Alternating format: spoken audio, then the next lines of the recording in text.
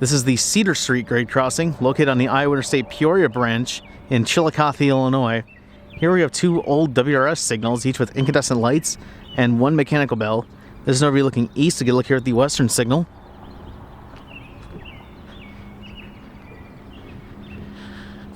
Lights, we got 12 by 20 inch Modern Industries incandescents all around for the main lights and the side lights. Here's the dot tag in a stupid location. Dot number 603920U. Got a single-sided WRS base. Got a WRS gate mechanism. Actually, one of these lights is a Safetran incandescent. Side view lights with a WRS junction box, and one as well on the side lights. Back view of the lights. The gate has the older striping that's upside down with 4-inch incandescent gate lights.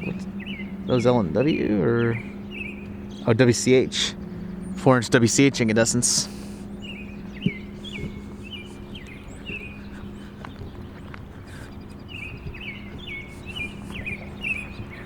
There's a back view of the western signal. Here's the relay case in the southeast quadrant.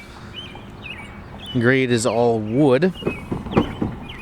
Track view facing north towards Sparland, Henry, and the connection with the Blue Island sub in Bureau. And track view facing south towards Rome, Mossville, and Peoria. So these signals were obviously installed in the Rock Island days. And in fact, this is the only gated Rock Island install on the Peoria branch. Pretty much all other ones are gateless. Nice to see these classic signals still going, albeit with newer lights, but that's to be expected here in Illinois. According to the ICC website, this crossing and the other signaled crossings in town are all supposed to get new signals in the next few years. So I'm going to be trying to get as many of these crossings as I can filmed before it's too late. And here's the old station here in Chillicothe, Rock Island. And you look down here, they got a signal display. Got a signal with 12 by 20 inch Safetran lights and a Safetran mechanical bell. It's weird to think that that bell that's on display there is newer than the WRS bell that's in use on the line through here. I'm thinking that might be a Santa Fe signal that might have came from the Peoria branch, maybe. They used to have a branch that ran down to Peoria that was mostly abandoned except for one section in Morton. So it might have came from there, but otherwise I don't know where that signal came from. But it definitely looks to be a Santa Fe signal and not one that Iowa Interstate or Rock Island used. But anyways, here's no view now looking west. Get a look here at the eastern signal.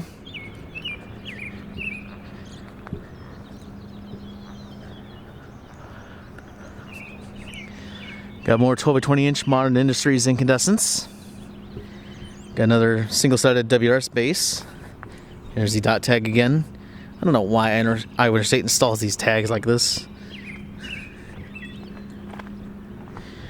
Got another WRS gate mechanism. Side view lights with a WRS junction box. And up top we got a WRS mechanical bell, one of 4 remaining ones through town here in Chillicothe. Used to be all 5 crossings through here had it until the one at the next crossing got replaced with a WCHE bell about 3 years ago, 2019. This bell was actually dead recently, according to John, but last time I filmed SIPE here, it sounded like it was working again, so I'm going to get a video here tonight of SIPE. He should be here in the next 10 minutes or so. I went from Henry all the way to Chillicothe. I didn't stop at Sparland this time. But yeah, he should be here soon, so we'll confirm for sure. And then here's a back view of the eastern signal. So again, nice classic WRS install here, but is apparently supposed to be upgraded in the next few years with new signals, according to the ICC, along with the other 4 signal crossings down through this stretch here.